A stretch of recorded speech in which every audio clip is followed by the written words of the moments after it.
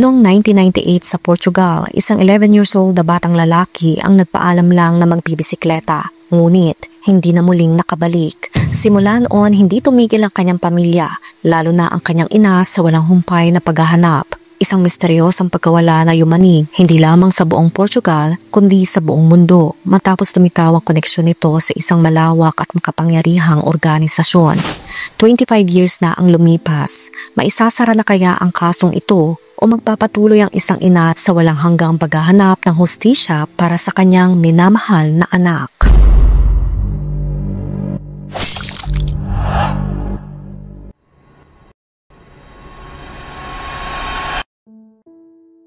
Si Rui Pedro Teixeira Mendonca ay sinilang noong January 28, 1987 na nagdala ng labis na kaligayahan sa kanyang mga magulang na sina Manuel at Filomena Teixeira, kasama ang kanyang kapatid na si Karina na 3 taong mas bata. Namuhay sila ng tila perpektong buhay sa maliit na bayan ng Lusada sa distrito ng Porto, Portugal. Si Rui Pedro ay isang bata na lubos na mapagmahal at masayahin. Ang kanyang pagmamahal sa mga hayop ay napakatinti kaya't nakalikom siya ng koleksyon ng mga ibon sa bahay at kinailangan pa niyang ipamigay ang ilan sa kanyang mga lolo at lola dahil sa kakulangan ng espasyo. Isang beses, lumabas ang kanyang pagiging sensitibo nang gumawa siya ng treehouse para sa isang ardilyo na kanyang iniligtas at labis siyang nalungkot ang bumalik ang hayop sa gubat kinabukasan. Bukod sa pagmamahal niya sa mga hayop, taglay ng bata ang pagiging malikhain na nagpahanga sa lahat ng nakapaligid sa kanya. Buong pagmamalaki ng ina na si Filomena kung paano minsan na nag-improvise si Rui ng isang TV antenna gamit lamang ang isang tinidor. At tulad ng maraming bata sa kanyang edad, mayroon ding malalaking pangarap si Rui. Nangarap siyang maging isang profesional na manlalaro ng football paglaki niya.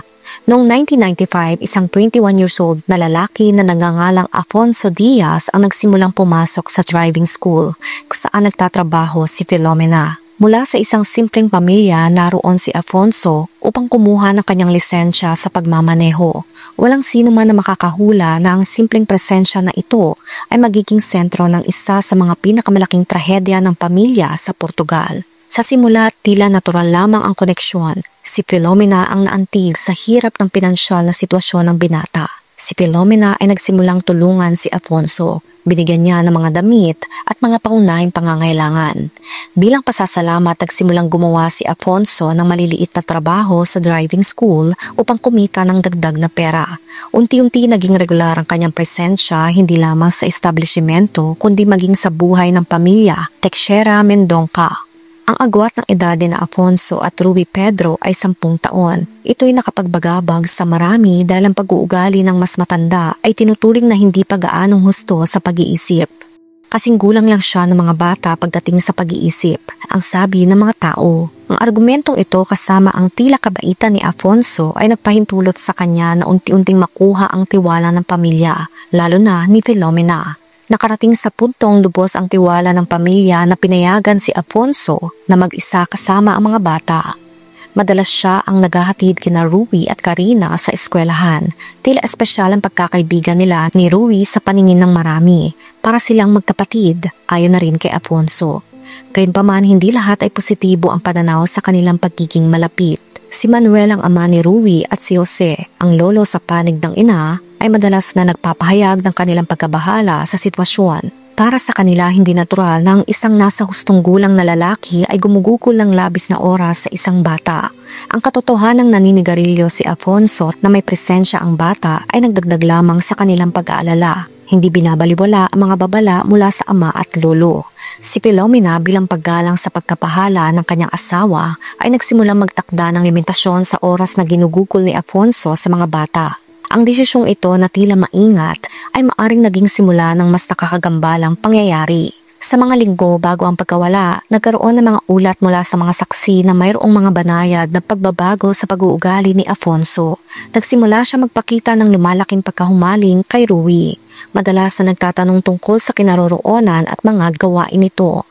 Si Karina mismo, ang kapatid ni Ruby, ay kalaunan ay nagbunyag na nagsimulang kumuha ng litrato si Afonso sa kanya at sa kanyang kapatid. Isang bagay na hindi pa niya nagawa noon. Ang sa simula ay tila isang hindi inaasahan, ngunit inosenteng pagkakaibigan ay nagsimulang magpakita ng mga nakakabahalang senyales. Ang lihim na pagtatagpo ni na Afonso at Ruby, kahit na pagkatapos ng mga paghihigpit na pinataw ng pamilya, ay naiulat ng mga kapitbahay. Ang pagkaumaling ni Afonso sa bata ay lalong naging maliwanag, bagamat sa panahong iyon ay hindi pa naiintindihan ng mga senyales na ito bilang pahiwatig ng trahedya na magaganap.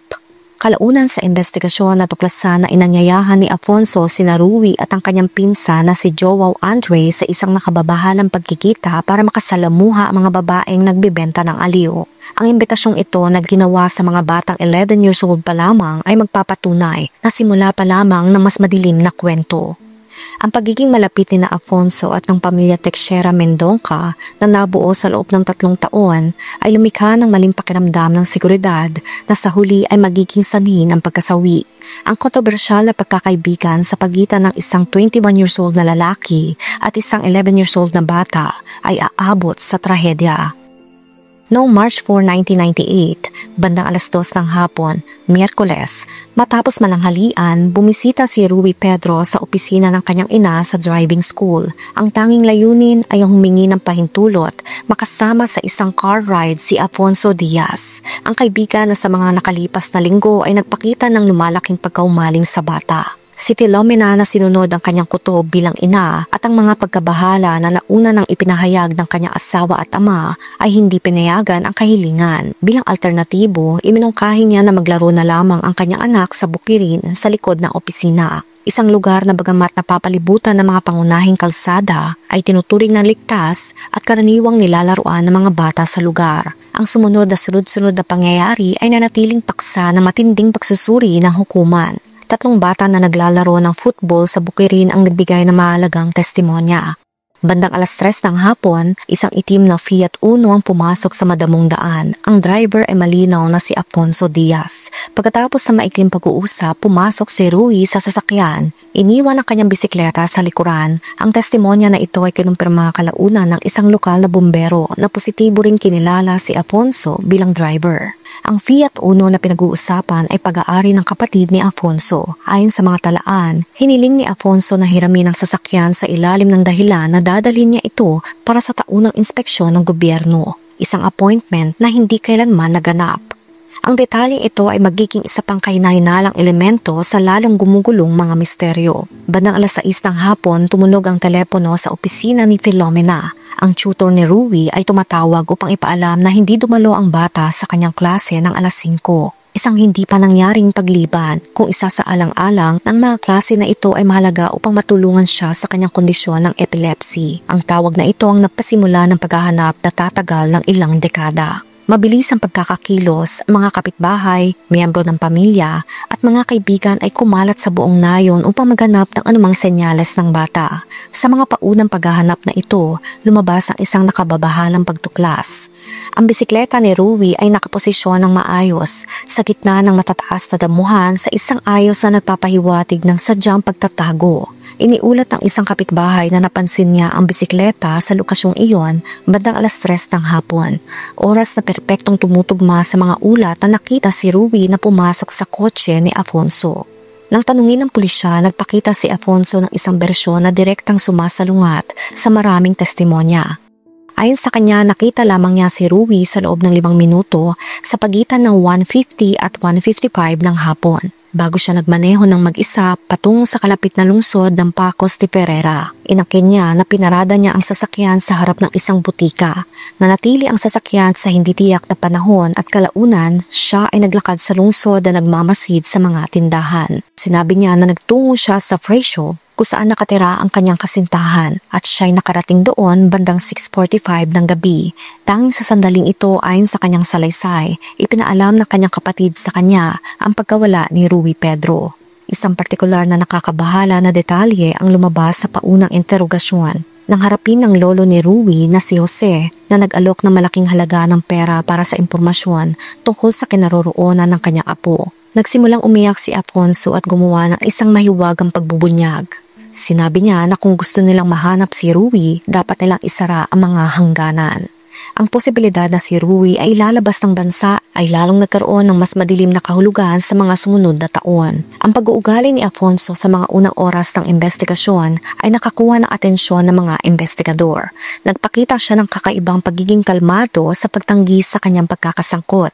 Ngunit kapansin-pansin siyang nabalisa nang harapin siya sa mga partikular na testimonya. Partikular na kapansin-pansin ang kanyang reaksyon sa testimonya ng pinsan ni Rui na si Joao Andre, na ibinunyag na isang araw bago ang pagkawala, inimbitahan ni Afonso sina Rui at siya na makipagkita sa mga babaeng nagbibenta ng aliw. Isang pagbubunyag na nagdulot ng agresibong reaksyon mula kay Afonso, na sinubukang takutin si Joao upang manahimik. Natapos ang March 4, 1998 nang walang mga sagot. Tanging mga nakakabagabag na tinig ng isang inang nawalan ng anak. Dumilim ang Losada, ngunit para sa pamilya Teixeira Mendoca, nagsisimula ang isang kadiliman na tatagal ng ilang dekada. Ang susunod na kumpirmadong pagkakita kay Rui Pedro ay mangyayari lamang pagkaraan ng ilang taon sa ilalim ng kakilakilabot na kalagayan sa mga nakatagong forum sa dark web, na nagbubunyag ng mas madilim na kapalaran kesa sa sino mang makakaisip sa nakakagulat na Miyerkules na iyon. Sa kapabayaan kung paano pinangasiwaan ng mga otoridad ng Portugal ang kaso ni Rui ay magiging isa sa mga pinakanakakapanindig balahibong aspeto ng trahedyang ito. Kahit na maraming testimonya na tumuturo sa isang pagdukot, iginiit ng pulisya na ituring ang kaso bilang isang simpleng pagkawala, na para bang nawala lamang ang bata at malapit nang bumalik. Ang Republican National Guard, nang matanggap ang ulat, ay nagpakita ng nakakabahalang kakulangan sa pagmamadali. Hindi nila inilayo ang lugar kung saan natagpuan ang bisikleta. Hindi sila kumuha ng fingerprints mula sa kotseng pinaghihinalaan at hindi man lang nila sinubaybayan ang mahiwagang tawag na natanggap ni Filomena kung saan ang isang bata na may boses na kapareho ni Rui ay desperadong sumisigaw para sa kanyang ina. Isa sa mga pinakanakagulat na yugto ng investigasyon ay nang tinakot si Filomena ng isa sa mga inspektor ng Judicial Police sa mga paunang investigasyon. Malalaman lamang ng pamilya ilang taon na ang nakakaraan na ang Portugal ay may espesyalisadong forensic units, mga mapagkukunan na hindi kailanman ginamit para sa kaso. Hindi na lumitaw ang ebidensya na maaring inilabas si Rui ng bansa. Hindi inaktibo ng mga otoridad ang kontrol sa mga hangganan. Tumanggi rin ang pulisya na magsagawa ng age progression sa mga larawan ni Rui hanggang 2007. Napanatilihin lamang ang mga larawan niya noong 11 years old pa siya, isang desisyon na lubhang madlang sa posibleng pagkakakilanlan. Nang ipaalam ng isang source ang tungkol sa isang batang lalaki sa isang restaurant na nagsabing, "Dinukot din ako, taga Felgueras ako at walang naghahanap sa akin." Hindi man lang inimbestigahan ng mga otoridad ang tip. Sa isa pang mahalagang sandali, isang anonymous na tawag ang nagbanggit na nakita si Rui sa isang hotel sa Spain. Isa pang lead na binaliwala na walang anumang beripikasyon. Isang internal na ulat na natuklasan lamang ilang taon na ang nakakaraan ang nagbunyag na ilang opisyal ang tumangging magrehistro ng mga ulat na dumating pagkatapos ng oras ng trabaho, na inuuna mga usaping administrative kaysa sa buhay ng isang nawawalang bata. Habang umuusad ang investigasyon, nagsimulang lumabas sa mga bagong mahalagang testimonya na nagpinta ng mas nakakabahala na larawan ng kaso. Ang pinakamalagang testimonya ay nagmula kay Selena Diaz, isang babaeng nagbebenta ng aliw. Ipinahayag ni Selena na nagtatrabaho sa National Road 106 malapit sa Losada na noong panahon ng pagkawala ni Rui, isang lalaki na sakay ng isang itim na kotse ang huminto sa tabi niya. Inalok siya nito ng 1,000 euro para may mangyari sa kanila ng isang bata. Ang bata na kinilala niya kalaunan bilang si Rui Pedro sa pamamagitan ng mga larawan sa pahayagan. Siya ay kitang-kita na balisa at umiiyak. Dahil sa awa, dinala ni Selena ang bata sa isang mas pribadong lugar kung saan sila nag-usap nang mikit kumulang 15 minutes. Sa panahong ito, hindi niya hinawakan ng bata sa hindi naaangkop na paraan. Sinubukan lamang niyang pakalmahin ito. Ibinunyag ng bata na ang lalaking naghatid sa kanya ay kanyang tiyuhin at pinipilit siyang bumisita sa mga babaeng nagbibigay ng aliw na labag sa kanyang kalooban. Sa isang makabuluhang pagbabago sa takbo ng paglilitis noong 2011, agad na kinilala ni Selena si Afonso sa korte bilang ang lalaking kasama ni Rui Pedro noong araw ng kanyang pagkawala. Lalo pang naging makabuluhan ang pagkakakilanlan dahil hindi siya gumawa ng anumang naunang pagsisikap na makita si Afonso, kahit na nakapag-usap na siya sa mga otoridad sa 3 magkakaibang pagkakataon. Ibinunyag din ng investigasyon na sa mga linggo bago ang pagkawala, mayroong ilang pagtatangka si Afonso na akitin ng iba pang mga bata. Ilang menor mula sa rehiyon ang nag-ulat ng mga katulad na investigasyon. Laging kinasasangkutan ng mga car ride at kahina-hinalang mga pangako. Noong September 1998, 6 na buwan matapos ang pagkawala ni Ruby, natuklasan ng isang international na operasyon na lumalaban sa cybercrime ang isa sa pinakamalaki at pinakanakagambalang network na nanamantala sa mga bata na naitala kailanman. Ito ay ang Wonderland Club. Ang pagtuklas na ito ay nagdagdag ng mas madilim na dimensyon sa trahedya ng batang Portuguese.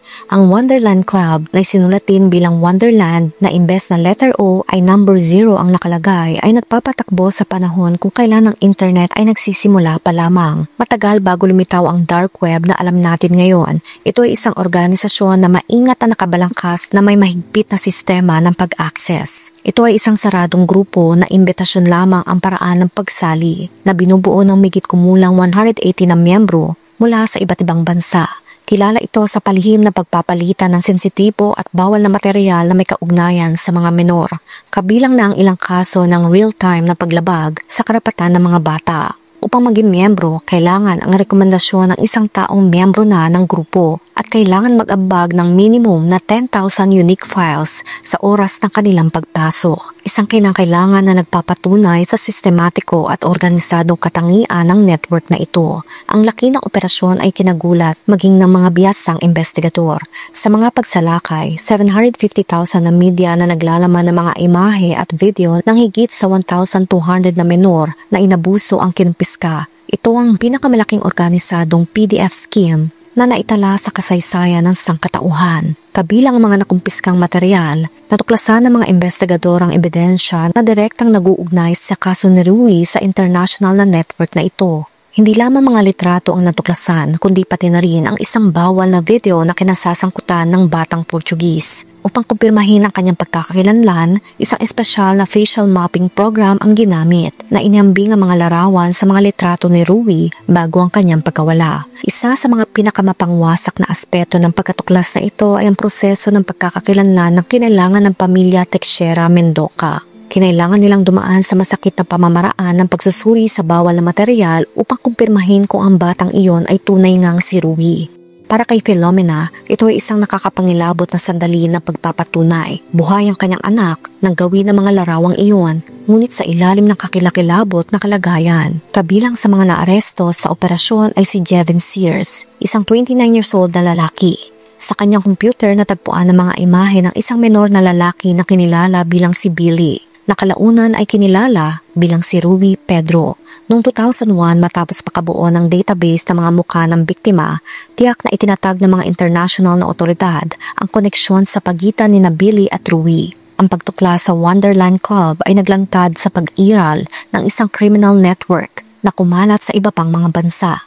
Ang mga miyembro ay hindi lamang nagbabahagi ng bawal na material, kundi nag-organisa rin upang gumawa ng bagong nilalaman na nagpapahiwatig ng isang sopistikadong international na operasyon ng drug trafficking. Lalong naging komplikado ang kaso ng intergwahin ng Interpol si Ian Balak kasama ni Sears. Pareho nilang itiranggi ang kaalaman tungkol sa pinagmula ng mga larawan ni Rui dahil sa kalidad ng mga litrato noong panahong iyon, imposible ring matukoy ng eksakto kung kailan o saan nila ito ginawa.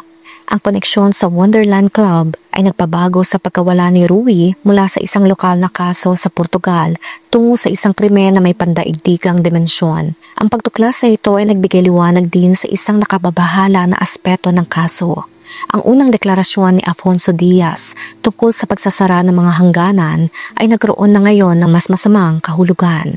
Sa ngayon nananatili si Rui sa listahan ng iilang bata na positibo kinilala sa mga biktima ng Wonderland Club. Ang pagtuklas ng koneksyon na ito, pagamat nagbibigay ng mahalagang ebidensya tungkol sa kanyang kapalaran matapos mawala, ay naglantad din ng isang kakilakilabot na katotohanan na ang bata ay nasa ilalim ng isang international network ng mga kriminal, isang revelasyon na bagamat masakit, ay nagkukumpirma na buhay si Ruby Pedro ilang buwan matapos siyang mawala sa Lusada. Noong 2012, 13 years matapos ang pagkawala ni Ruby Pedro, sa wakas ay umabot na ang kaso sa mga korte. Isang bagong kupunan ng investigasyon sa Porto sa muling pagsusuri sa mga paunang pahayag ay nakahanap ng sapat na ebidensya para sa Central Department of Investigation and Penal Action ng Portugal na iakyat ang kaso laban kay Afonso Diaz para sa malubhang pagdukot. Ang krimen na ito ay nailalarawan kapag ang pagdukot ay tumatagal ng higit sa 24 oras, kinasasangkutan ng wala pang 18 years old o ginawa ng isang grupo. Ang paglilitis na ginanap sa District Court ng Lusada ay kinabibilangan ng higit sa 50 na saksi. Isa sa mga pinakakapansin-pansing sitwasyon ay ang pagtatangka ni Afonso na iwasan ang kanyang presensya sa korte. Nagpakita siya ng kakaibang pagbibigay katwiran.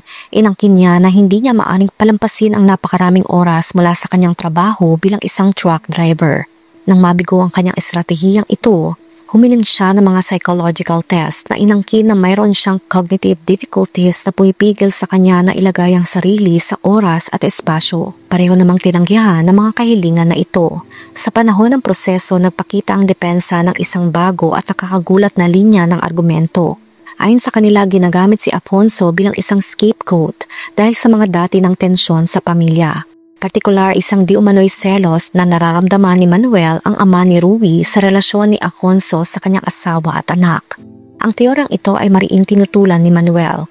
Ang muling pagbuo ng mga pangyayari ay naging mahalagang bahagi ng paglilitis. Binisita ng mga hukom, saksi at miyembro ng pamilya ang mga pangunahing lokasyon sa Lusada. Gayunpaman, pinili nina Filomena at Karina na manatili sa kotse sa panahon ng muling pagbuo ng pangyayari dahil hindi nila kayang balikan ang traumatikong araw na iyon. Ang unang pasya noong February 2012 ay kinagulat ng Portugal. Napawalang sala si Afonso sa lahat ng paratang. Nagpasya ang hurado na tanggihan ng testimonya ng mga saksi ng prosecution kasama na ang kay Selena Diaz, ang babaeng nakakita kay Ruby, at binigyan ng prioridad ang argumento ng depensa na ang huling taong nakakita kay Ruby ay ang kanyang sariling ina. Nagdulot ng protesta ang desisyon sa harap ng courthouse. Nagapela ang pamilya na nangatwiran na sinaalang-alang ng korte ang ebidensya na dapat ay hindi kasama, tulad ng mga testimonya ng 3 inspektor na kaunti lamang ang naiambag sa orihinal na investigasyon. Ang mga pulis na ito ay nagpatotoo lamang upang maglagay ng pagdududa sa kredibilidad ni Selena na nagpapalakas ng mga pagkiling laban sa mga nagbibenta ng aliw. Noong 2014, matapos sa matinding legal na labanan, isang bagong paglilitis ang idinaos. Ang kalusugan ni Filomena na noon pa man ay mahina na, ay lalong lumala habang papalapit ang proseso. Kinailangan niya maospital at pakainin sa pamamagitan ng tubo upang makakuha ng lakas na muling magpatotoo. Nagdulot ng ibang pasya ang ikalawang paglilitis. Bagamat hindi ito lubos na kasiya-siya, napatunayang guilty si Afonso sa pagtatangkang sirain ang moralidad ng isang menor at sa pagiging huling taong nakitang kasama si Ruby Pedro. Gayunpaman, hindi siya nahatulan ng pagdukot dahil sa di umano'y kakulangan ng direktang ebidensya. Ang sentensya sa kanya ay 3 years at 6 months sa bilangguan. Samantala, ang iba pa mga posibleng suspect o taong pinagdududahan sa kaso ay hindi kailanman formal na inakusahan o dinala sa hukuman. Ipinakita ng mga investigasyon na maaring may kaugnayan nga sila sa mas malawak na network, kabilang ang koneksyon sa kilalang Wonderland Club, ngunit wala ng ibang opisyal na ipinadala sa korte kaugnay ng pagkawala ni Ruby. Ang ilang mga suspect na naimbestigahan ay kulang ang ebidensya para isampa ang formal na kaso laban sa kanila. Noong March 2015, matapos maubos ang lahat ng posibleng apela, sa wakas ay sinimulan na ni Afonso ang kanyang sentensya sa bilangguan ng Amarante. Gayunpaman, dahil sa kanyang mabuting pag-uugali, pinalaya siya pagkalipas lamang ng 2 years noong March 2017. Bago siya makulong, nagbigay ng panayam si Afonso sa telebisyon na nagdulot ng galit sa publiko. Sa nakakagambalang pagiging walang pakialam, sinabi niya na wala siyang pinagsisisihan maliban sa pagkakasangkot sa pamilya Teixeira Mendonca. Nagmungkahi pa siya na ang tunay na may sala ay nanatiling walang parusa. Nang tanungin tungkol sa kanya mahiwagang mungkahi na isara ang mga hangganan noong araw ng pagkawala, itinanggi niya ang komento bilang simpleng pagbibiro. Matapos ang kanyang paglaya, bumalik sa normal na buhay si Afonso. Nagpakasal siya at nagkaroon ng anak. Sa mga sumunod na panayam, patuloy niyang pinaninindigan ang kanyang pagiging inosente na sinasabing naglingkod siya sa isang krimen na hindi niya ginawa. Nang harapin tungkol sa kaligtasan ng kanyang pamilya sa harap ng galit ng publiko, nagpahayag siya ng pagkabahala tungkol sa posibleng ganti. Bagamat sinabi niya na patuloy siyang naniniwala na buhay pa si Ruby Pedro hanggat hindi napapatunayan ang kabaliktaran. Noong 2019 sa kasamaang palad matapos ang 21 years sa paghahanap, si Ruby ay formal na dineklarang wala na ng batas kaya hindi na siya aktibong hinahabol ng mga otoridad. Samantala noong 2021 ay hindi pa rin nawawala ang pag-asa ng ina na si Filomena. Sa isang panayam sinabi niya, "Maaring tawagin nila akong baliw pero hindi pa rin ako nawawala ng pag-asa." Sa kabila ng matinding kalungkutan, nagpatuloy siya sa kanyang buhay. Sa panahon na iyon, inihayag din niya na magiging lola siya muli. Dahil sa kanyang anak na si Karina ay magkakaroon ng isang anak na batang lalaki. Sa kabila ng lahat ng ito, may isang tanong pa rin na nangingibabaw. Nasaan na kaya si Ruby Pedro ngayon? Ikaw, anong masasabi mo sa kwento natin ngayon? Let me know sa comment section. Kung nakaabot ka sa video na ito ay maraming salamat. Huwag kalimutan mag-like, share, subscribe, and turn on the notification. Ingat ka palagi. Ciao!